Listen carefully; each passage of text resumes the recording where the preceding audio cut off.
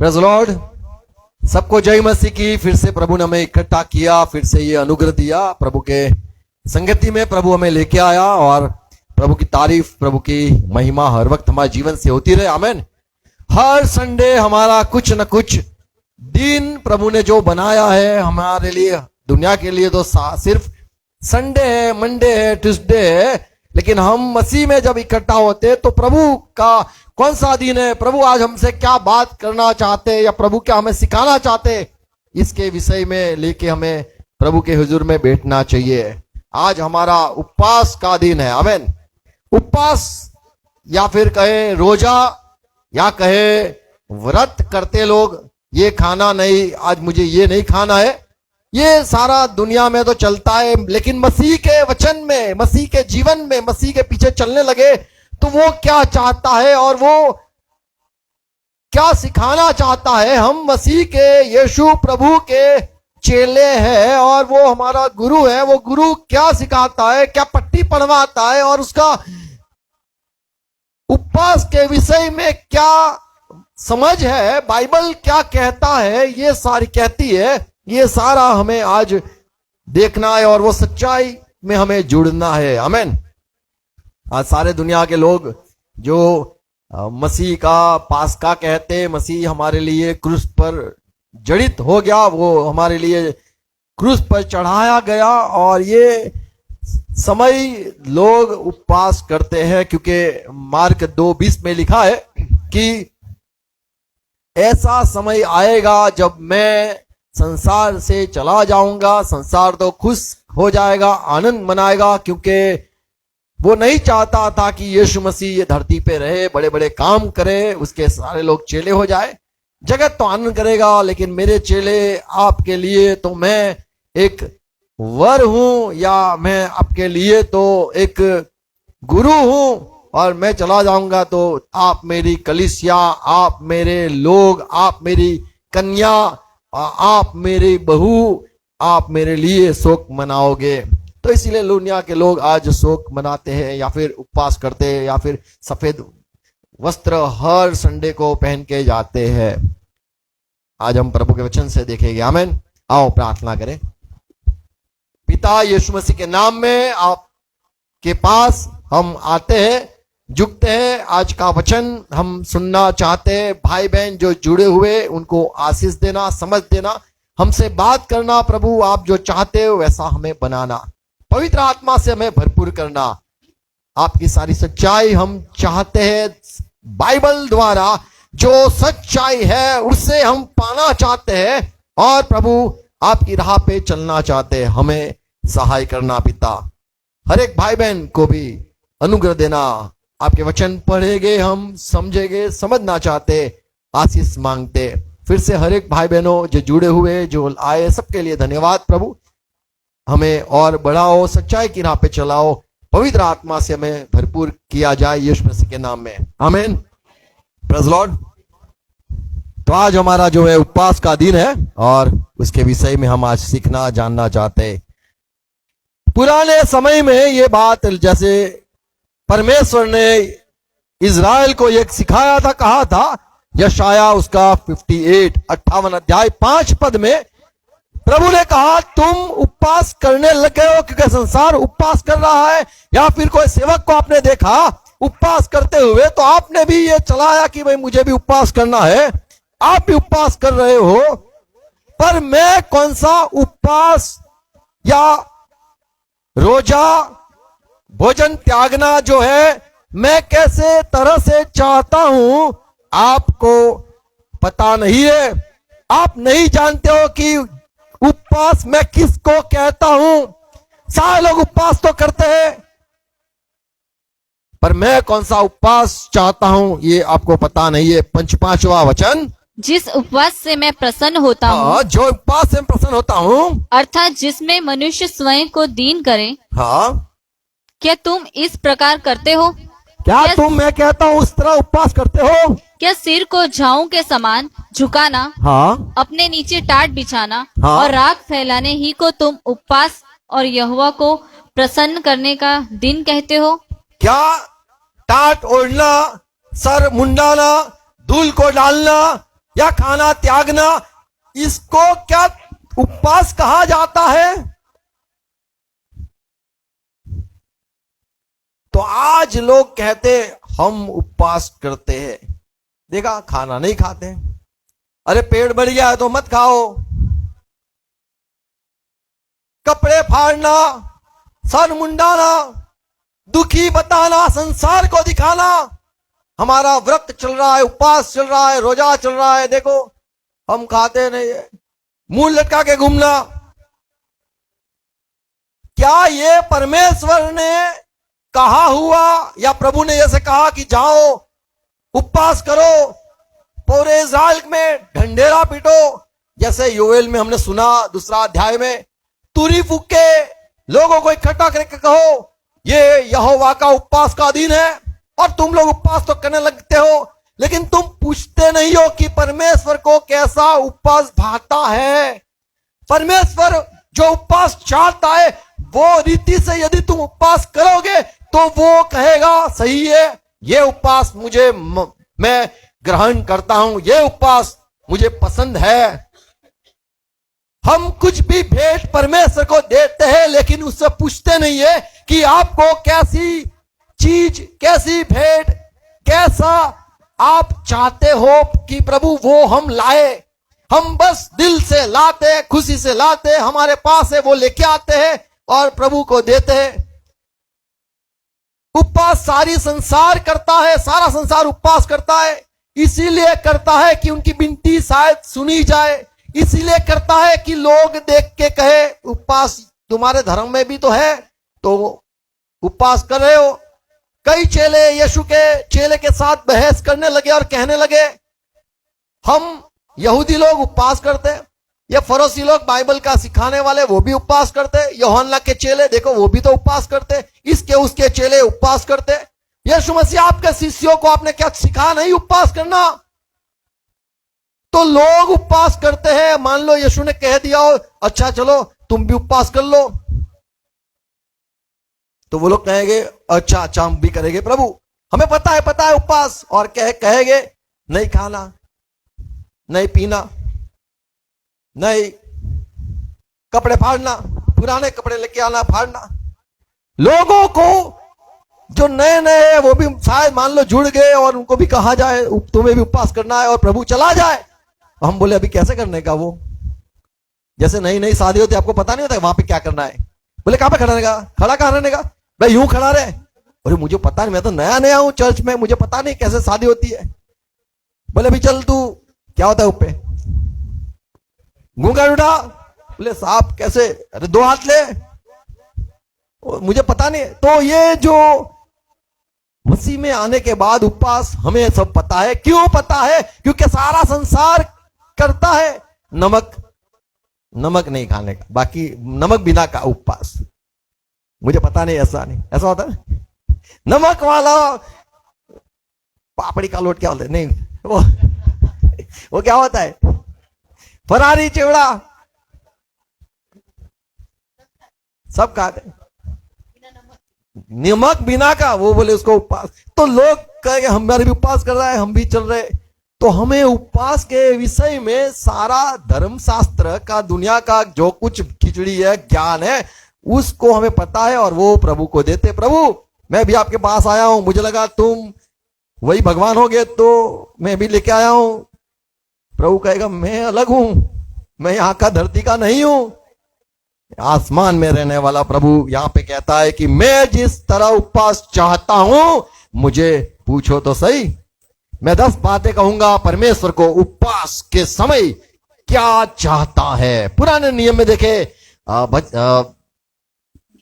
न्यायाधीश की किताब उसका 20वां अध्याय उसका 26 पद सुनो, यहां पे लिखा है तब सारे इज़राइल के बच्चों इकट्ठे हुए, सारे लोग इकट्ठे हुए और बैतलहम में आए और वहां पे बैतल में आके रोने लगे, बेटे परमेश्वर के आगे बैठ गए, गिड़गिड़ाने लगे और सुबह से शाम तक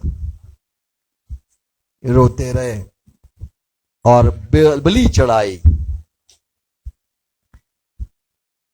अर्पण किया, यहां पे लिखा है यहोवा के सामने बैठे, यहां पे लिखा है यहोवा के सामने गिड़गिड़ाए, यहां पे लिखा है यहोवा परमेश्वर के आगे बलि लाग लेके आए।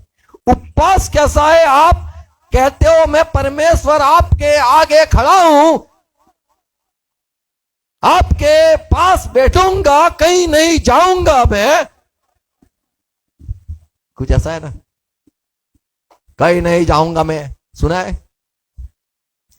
एसएल वर्ल्ड जाएंगे तो लोग जो उपवास करते हैं परमेश्वर के हुजूर में नहीं बैठते, अपना काम पूरा दिन करते, पंचर वाला पंचर बनाता है, वेल्डिंग वाला वेल्डिंग बना रहा है, रिक्शा वाला रिक्शा चला रहा है, उपवास करता है, बोले थूकता भी नहीं है, तो बड़ा बड़ा पावरफुल है उपवास। ये बाइबल के जो लोग हैं उसे बाइबल से सीखना है, हमें परमेश्वर के हुजूर में बैठना है। पढ़ेंगे तो क्या लिखा है 26 पद। तब सब इजरायली इजराइल के लोग, हाँ, वरन सब लोग बैतल को गए बैतल गए और रोते हुए यहोवा के सामने बैठे रहे, और उस दिन सांझ तक उपवास किया, शाम तक उपवास किया, और यहोवा को होम बलि और मेल बलि चढ़ाए। आमेन। प्रभु आपको बुरा लग गया है, आप प्रभु नाराज हो गए हो, प्रभु आप हमसे जवाब नहीं, बात नहीं करते हो, आप रूठ गए हो, हमें तबाही हो गई हमारी। प्रभु सुनो ना, किसी को मनाया आपने? आपने कभी किसी को मनाया है? सुनो ना, सुनते नहीं हो। पता है आप टेरेस पे जाओगे तो वो पीछे पीछे आएगी, आप नीचे जाओगे तो वहां नीचे आएगी। सुनो ना, सुनते हो क्या? सुनो ना, सुनो ना। यहां पे ये लोग यहोवा को खुश करने के लिए, यहोवा प्रभु को मनाने के लिए, यहोवा प्रभु के आगे बैठकर गिड़गिड़ाना, रोना और प्रभु के आगे बलि लेके सब करना, ये देखो, ये बाइबल से सीखते। उपवास का सही मतलब है परमेश्वर के आगे होना चाहिए। आप किसके लिए उपवास कर रहे हो? परमेश्वर के लिए, खुद के पेट के लिए नहीं। सारा लोग करते हैं ना, तो आप लोगों के लिए कर रहे हो क्या? हम परमेश्वर के लिए करना है, और परमेश्वर जैसा चाहता है। यदि परमेश्वर ने कहा ये दिन को आपको उपवास करना है तो हमें वही करना है। आमीन। यदि प्रभु ने आपको कहा है तो हमें उपवास करना है। पास्टर साहब ने कहा है, ओके, तो पास्टर साहब को वचन आया, आपको भी वचन आना चाहिए, आपको भी प्रभु की बात यदि तुम्हें आवाज आई, तुम उपवास करोगे तो मैं नहीं रोकूंगा, मैं कहूंगा जैसा प्रभु ने तुम्हें कहा है करो। Praise Lord. तो प्रभु के आगे बैठना ये उपवास है। प्रभु ने कहा है तो आप उपवास करना है। दूसरी बात, सच्चाई देखते हैं। 1 शमूएल 7वां अध्याय 6 पद। तब वे मिस्पा में इकट्ठा हुए हाँ। और जल भर के यहोवा के सामने उंडेल दिया, और उस दिन उपवास किया, और वहां कहने लगे, हमने यहोवा के विरुद्ध पाप किया है। हमने यहोवा के विरुद्ध पाप किया है।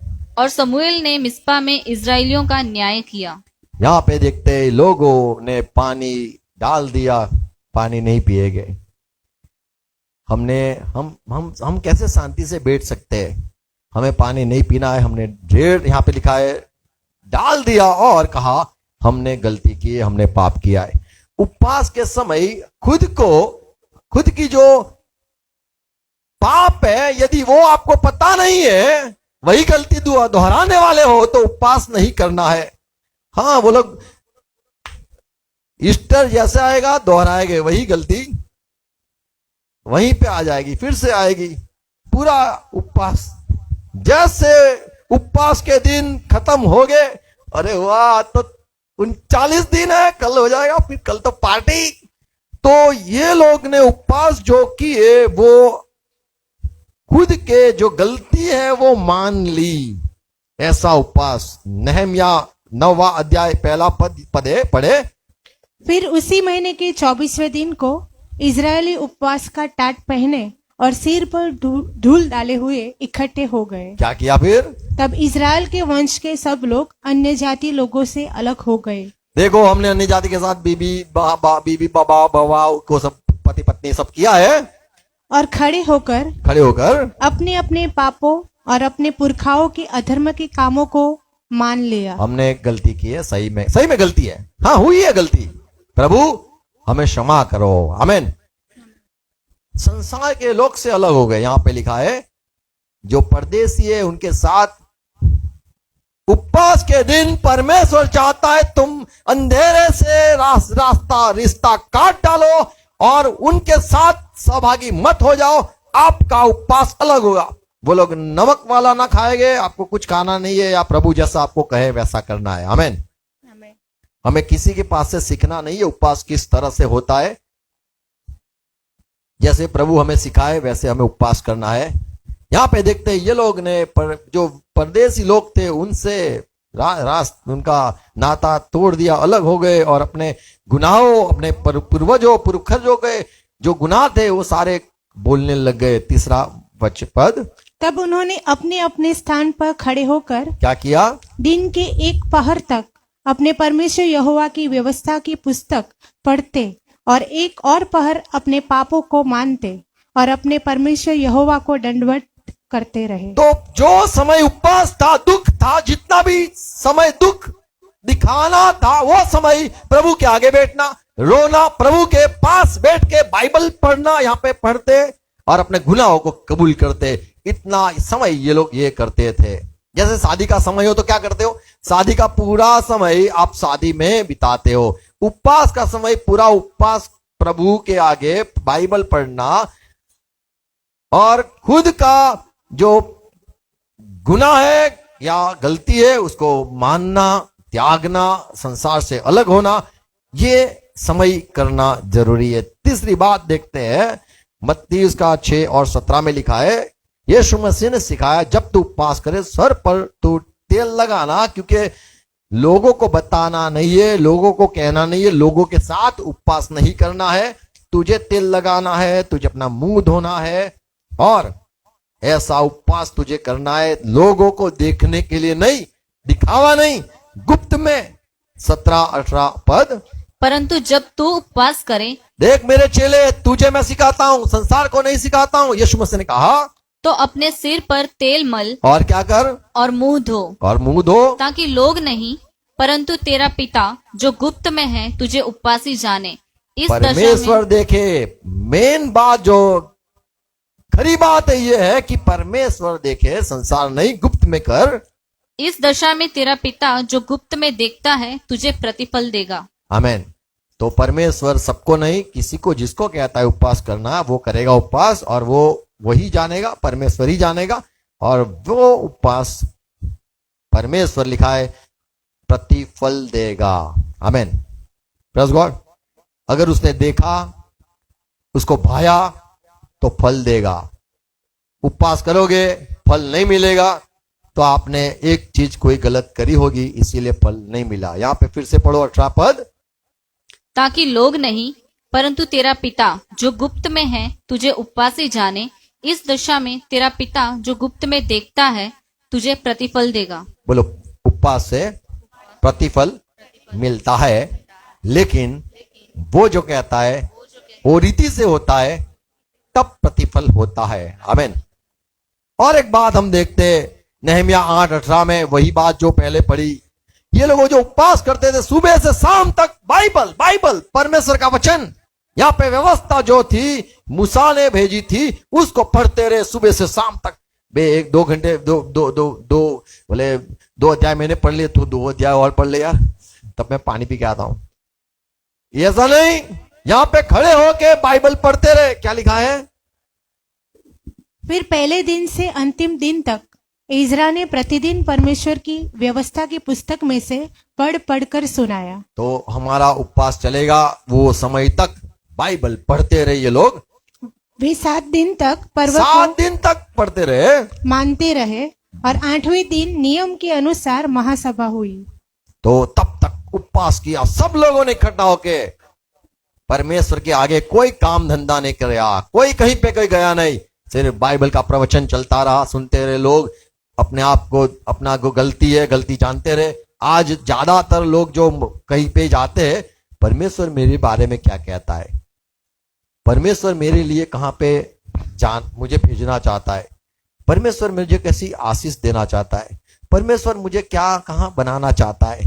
ये सारी बात तो ढूंढने के लिए लोग आते हैं, कभी नहीं कहते परमेश्वर मेरे गुनाह बता दो, कई बार मेरी गलतियां मुझे बता दो प्रभु, मुझे कहां पे ठीक होना है, ये बैठना जरूरी है। यहाँ पे परमेश्वर के वचन जब सुनाए जाते थे लोग कहते थे हाँ हमने ये नहीं किया था, ओके यहाँ ये बात भी मेरी गलत है, ये देखो यहाँ पे लिखा है, ये भाई सुना रहे, सेवक सुना रहा है, ये मेरी गलती है। तो यहाँ पे लोग अपने आप को जांचते थे, परखते थे, खुद को ठीक करते थे, गुनाहों को मानते थे जब वचन सुनाए जाते थे। तीसरा पद 9:3, तब उन्होंने अपने अपने स्थान पर खड़े होकर दिन के एक पहर तक अपने परमेश्वर यहोवा की व्यवस्था की पुस्तक पढ़ते और एक और पहर अपने पापों को मानते और अपने परमेश्वर यहोवा को दंडवत करते रहे। जब तक चला, कोई बोलता है 40 दिन, कोई बोलता है 3 दिन, कोई बोलता है 7 दिन, कोई बोलता है 1 दिन, कोई बोलता है 2 दिन, जितना भी समय उपवास किया वो लोग दंडवत करना, बाइबल पढ़ना। यहां पे देखते हैं कि ये लोग ने क्या क्या किया, ये तरह का, इस तरह का ये इनका उपवास हुआ करता था, दंडवत करना। 8 अध्याय नेहमिया 9वां पद, तब नहम्या जो अधिपति था और एजरा जो याजक और शास्त्री था और जो लेवीय लोगों को समझा रहे थे, उन्होंने सब लोगों से कहा आज का दिन तुम्हारे परमेश्वर यहोवा के लिए पवित्र है। तो ये जितना भी दिन तुम्हारा उपवास चल रहा है वो दिन तक आपको पवित्र रहना है, कोई भी गलती नहीं करना है। कई लोग तो झूठ भी बोलते, यहाँ वहां ताकते जागते हैं, वो सारी बात गलत है। ये लोग का जो बाइबल में देखते, ये लोग को प्रभु ने सिखाया था उपवास का बारे में, वो लोग प्रभु की संगति में रहे, प्रभु की उपस्थिति में रहे और अपने आप को जो गलती है वो मानते रहे। और लिखा है इसलिए विलाप न करो और न रो, क्योंकि सब लोग व्यवस्था के वचन सुनकर रोते रहे। तो यहां पे देखते हैं वचन सुनना, आराधना करना। और 9वां पद में लिखा है एजरा, नेहमिया 8:9, तब नहम्या जो अधिपति था और एजरा जो याजक और शास्त्री था और जो लेवीय लोगों को समझा रहे एजरा थे, ने परमेश्वर का धन्यवाद किया, ऐसे यहाँ पे पद है। ओके, और एक बात देखते, उपवास के समय वो लोग क्या करते थे। यशाया में जो लिखा है 53 और माफ करो 58 है, 58:6 है, मैं किस तरह का उपवास चाहता हूं। क्या लिखा है, पढ़ो आप। जिस उपवास से मैं प्रसन्न होता हूँ, मैं कौन से प्रकार का उपवास चाहता हूं, प्रसन्न होता हूं। वह क्या यह नहीं कि अन्याय से बनाए हुए देखो, दासों, जो आपने किसी को फंसा दिया है, हाँ, और अंधेर सहने वालों का जुआ तोड़कर उनको छुड़ा लेना और सब जुओं को टुकड़े टुकड़े कर देना, क्या वह यह नहीं है कि अपनी रोटी भूखों को बांट देना।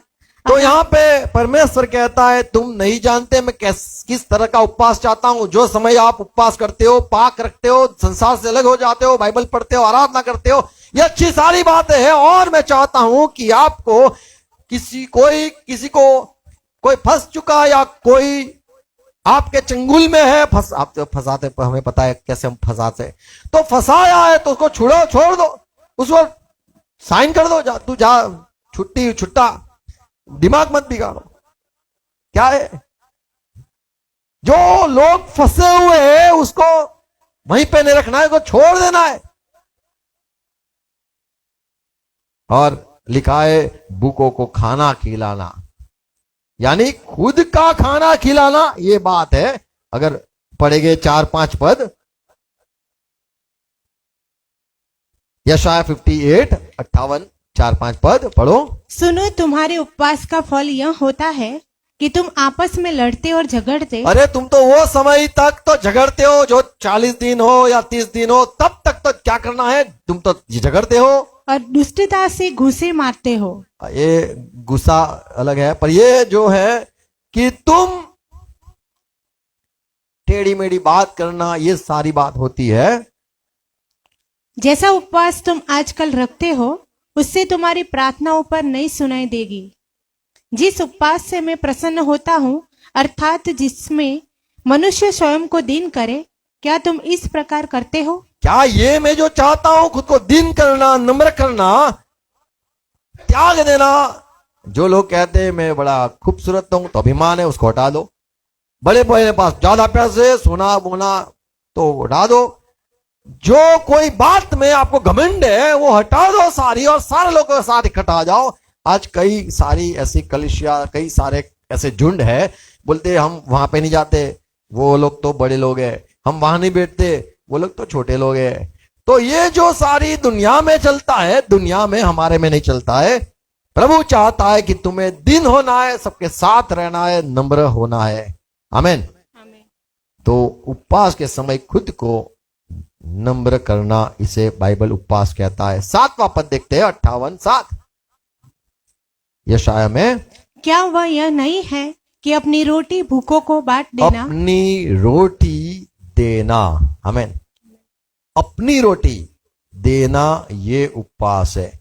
अगर तुमने बोला तो उपवास चल रहा है, खाना नहीं बनाया, खाना क्यों बनाऊं? अबे उसके लिए बना, बाजू वाले के लिए, उसके लिए, चाचा चूचू चाचा। परमेश्वर सिखाता है, उपवास करते हो, खाना इसलिए नहीं बनाते हो खुद के लिए, पर खाना बनाओ, जलाओ कुछ दूसरे के लिए। हमारा उपवास चल रहा है, आपने वेफर लिया दूसरे के लिए, खुद मत खाओ। हम देखते हैं, उसको देखते हैं, हमें ऐसा लगता है तू भी मेरे साथ उपवास कर। बेचारा गरीब आएगा, बोले उपवास चल रहा है, साहब मेरा नहीं चल रहा है, आप तो थोड़ा डालो अंदर। तो ये जो बाइबल का उपवास है वो पूरा दुनिया से अलग है। 10वां पद, उदारता से ओके, ऊपर 9-10 पढ़ो। तब तू पुकारेगा और यहोवा उत्तर देगा, तो दुहाई माफ करो, देगा। 7 पढ़ो, 7 पद। क्या वह यह नहीं है कि अपनी रोटी भूखों को बांट अपनी देना, रोटी भूखों को बांटना, अनाथ और मारे मारे फिरते हुओं को अपने घर ले आना, किसी को नंगा देखकर वस्त्र पहनाना, और अपने जाति भाइयों से अपने को न छिपाना। क्या अच्छी बात लिखी है, प्रेज गॉड।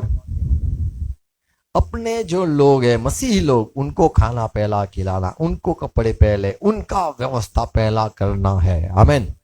दूसरे की बात नहीं है, अपना जो दिया है प्रभु ने। 10वां पद,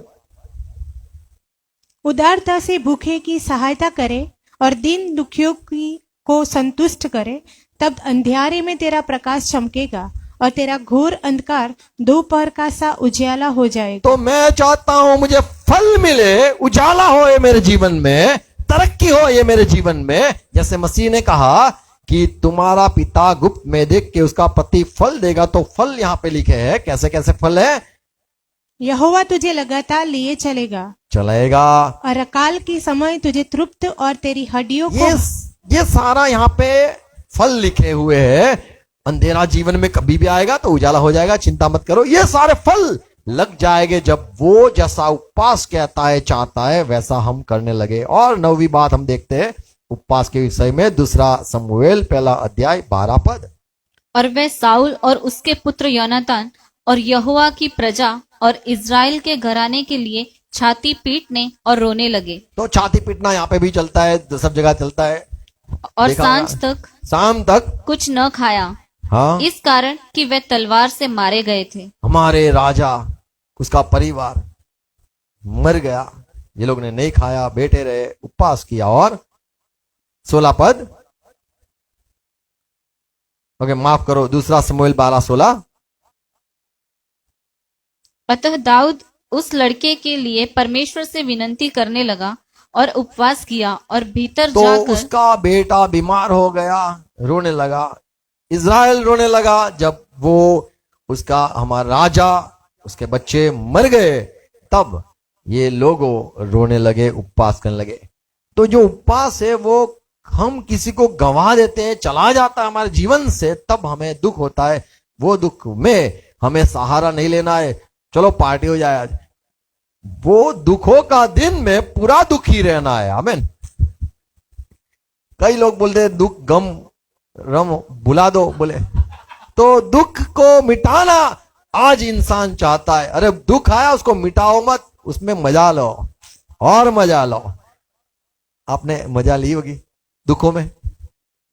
दुखों में लोग दूसरे को दुखी करते हैं, तू क्यों दुखी नहीं है? दाऊद का बेटा बीमार तो दाऊद दुखी हो गया, पूरा इज़राइल दुखी हो गया जब इज़राइल के जो राजा मर गए। दूसरा शमूएल 2:12-22 लोगों ने आके कहा बच्चा जब बीमार था दाऊद राजा कितना रोया, अब हम जब कहेंगे कि मर गया तो कितना रोएगा ये तो। पर जब पता चला दाऊद को मेरा बेटा मर गया है, वो उसका समय दुखों का समय पूरा हुआ, उठ के आराधना करने चला गया। आमीन।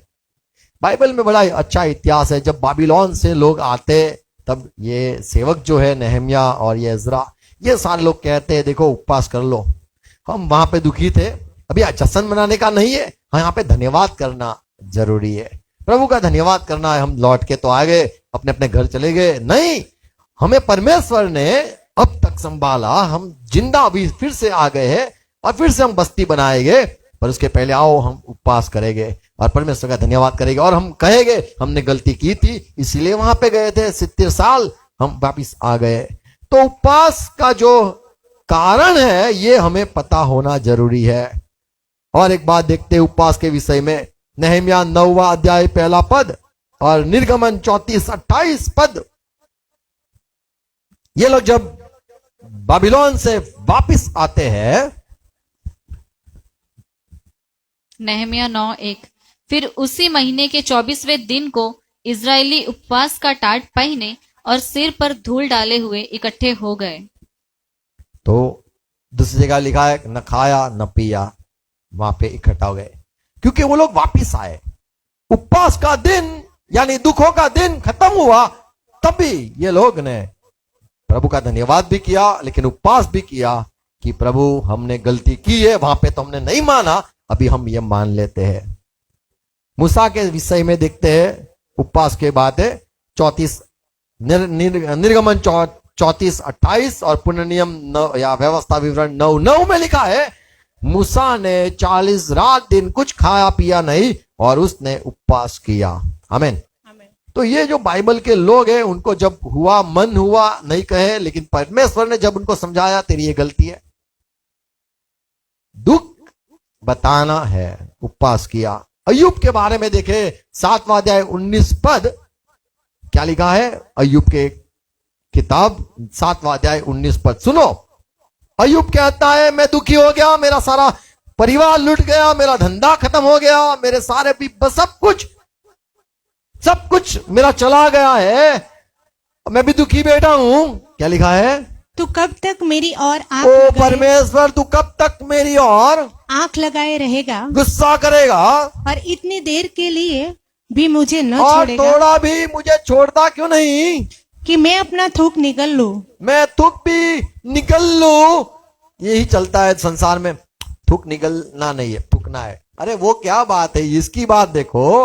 अय्यूब थूक को बोलते निकलने के समय भी नहीं देता है, निकलना चाहता हूं, फिर से तड़प, फिर से दुख, फिर से तकलीफ। अय्यूब के जीवन में दुख था और वो दुख में परमेश्वर की उपस्थिति में रहा। हम तो दुखों में सुख ढूंढने चले जाते हैं, दुखों में हम हमारा अच्छा जीवन सोचते कि एक और बढ़िया जीवन मिल जाए, अभी इतना पता हो गया है, खत्म हो गया है। जब इंसान को लगता है समाप्त हो रहा है तब वो सुख की ओर चला जाता है। लेकिन मसीह लोग दुखों के समय एक बात होता है, वो झुक जाते, कहते परमेश्वर मुझे और कुछ, जो कुछ देना है दे दो, मारना है तो मार दो, आपने लिया, आप चाहते तो फिर से दे दो। तो इंसान जब झुकता है तो परमेश्वर फिर से उसको नया कर देता है। आमीन।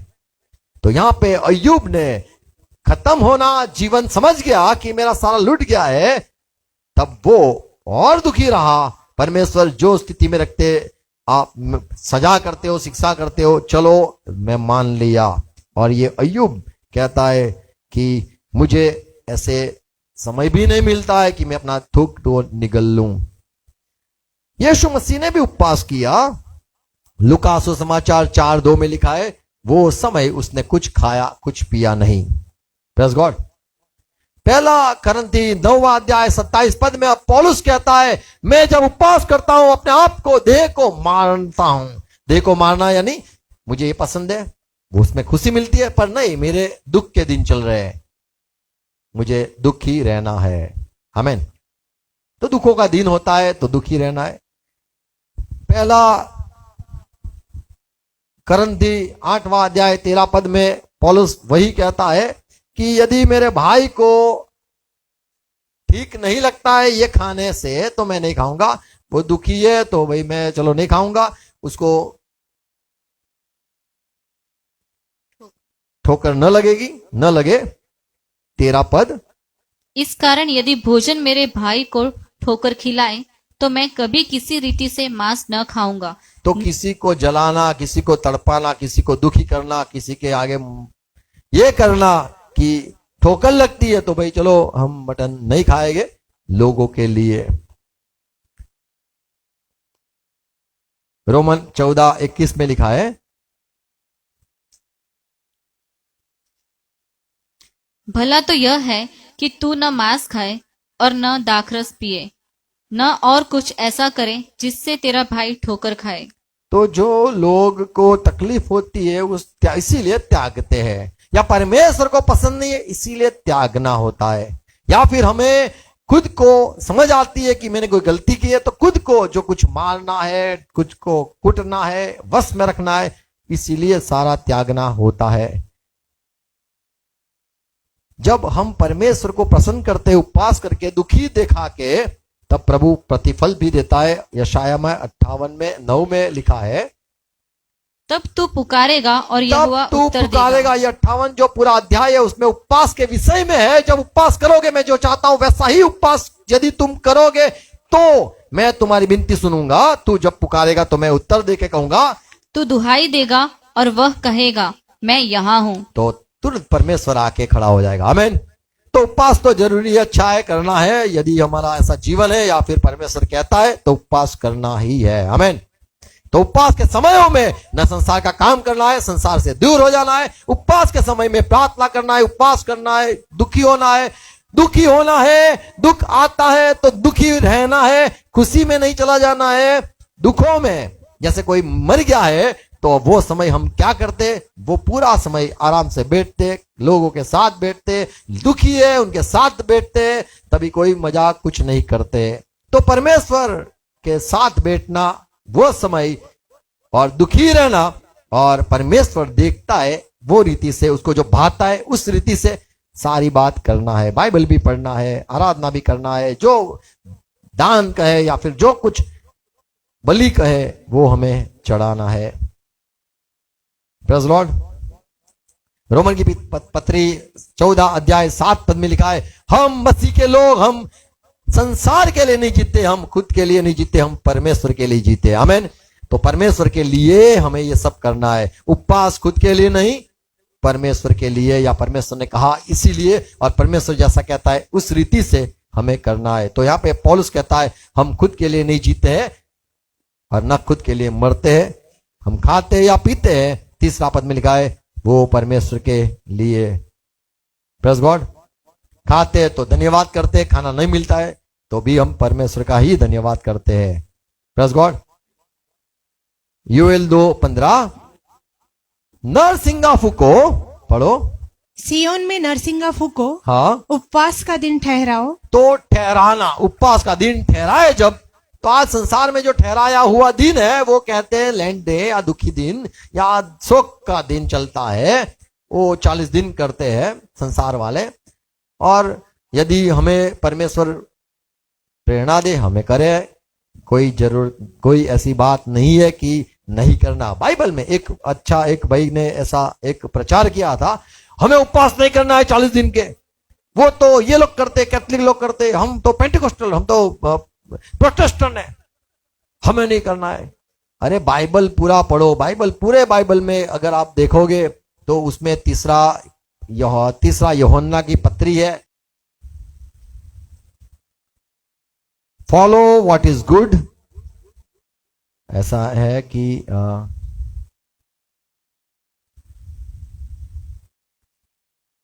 जो अच्छा है उसके पीछे चलो, जो बुरा है उसको त्याग दो। हे प्रिय, बुराई के नहीं पर भलाई के अनुयायी हो। जो बुरा है, मान लो किसी ने सिखाया उपवास नहीं करना चाहिए, भाई तू उपवास करना चाहिए, एक जन सिखाएगा उपवास करना चाहिए, कोई सिखाएगा उपवास नहीं करना चाहिए, तो अच्छा क्या है बुरा क्या है? बताओ मुझे, बुरा क्या है अच्छा क्या है?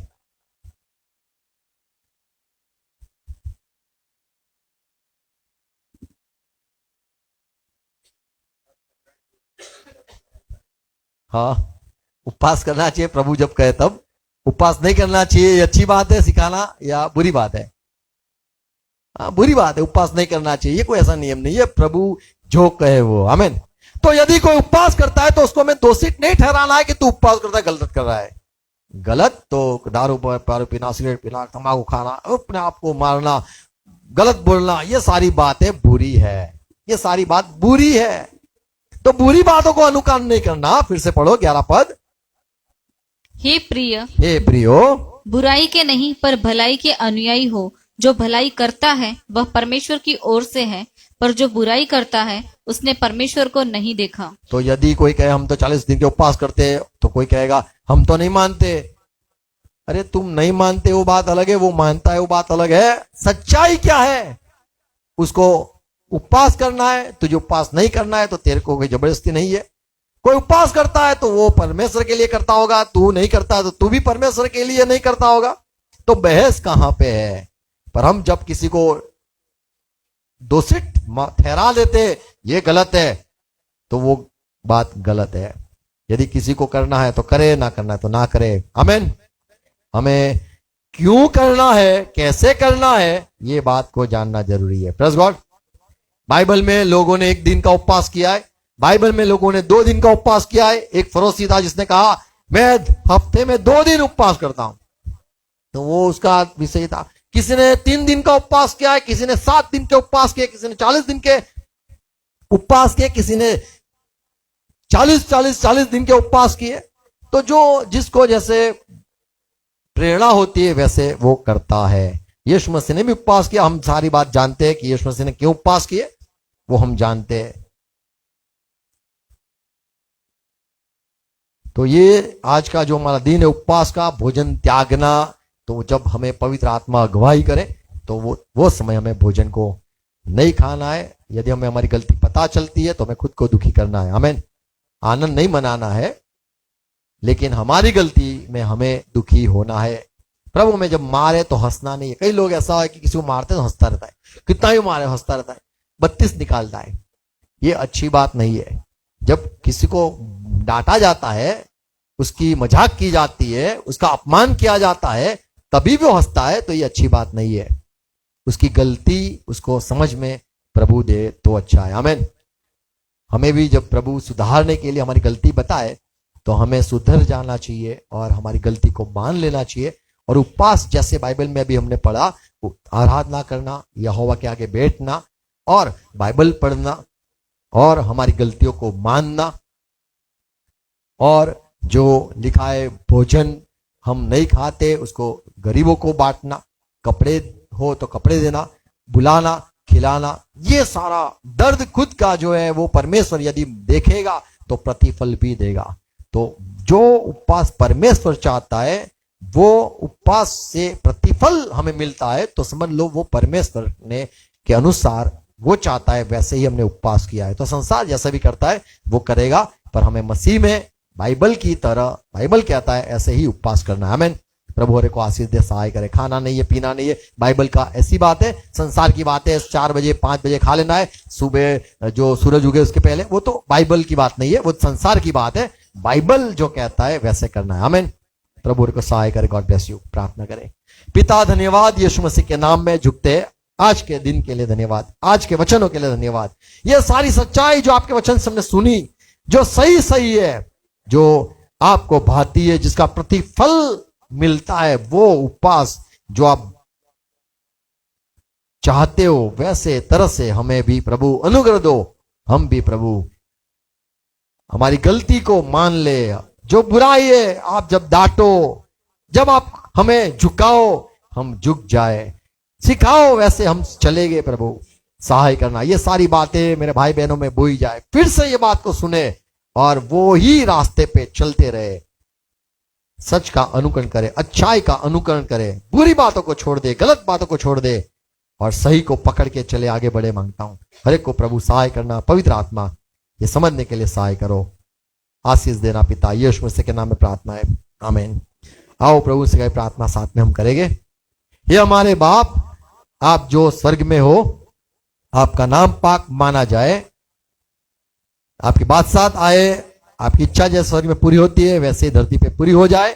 हाँ, हमारे दिन भर की रोटी आज हमें देना प्रभु, और जिस प्रकार हम अपराधी को क्षमा किया है ऐसे ही प्रभु हमारे अपराध जो है उसको भी आप क्षमा करना, और हमें पैसे में आने मत देना, पर तो बुराई से बचा लेना, क्योंकि राज्य, पराक्रम और महिमा पिता सदा आपकी ही है, आमीन।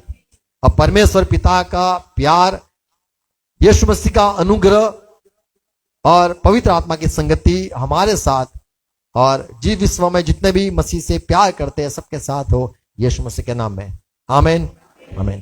Praise Lord, God bless you all. फिर से प्रेज गॉड, धन्यवाद, थैंक यू।